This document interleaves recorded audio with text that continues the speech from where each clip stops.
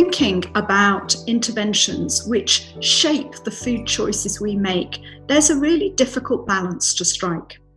All the research evidence tells us that those actions which have the least impact on our personal choice actually tend to be the least effective.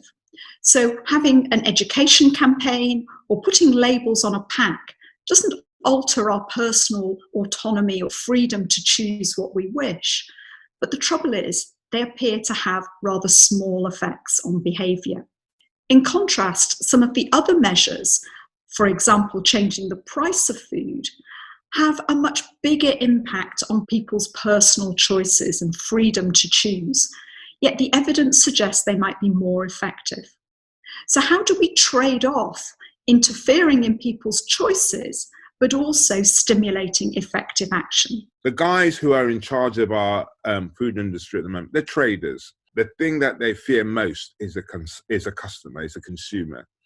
And that the more the consumer knows that they have the power, massive power to not only bring about change for the industry, but also to make demands on government, the policymakers. I believe that when the British public have the information, they will make choices that actually is in line with their values. It's not as simple anymore just to label food and leave it up to consumers to decide whether they want to make healthy choices, or to label food and let people decide what production methods they want. I think it's really important to understand where label can help make informed choices, but where you need government regulation or standards as well. Not dictating what you eat, but actually supporting people and creating an environment where it's easy to make healthier choices. It can be quite challenging for people in their everyday lives to make these different choices.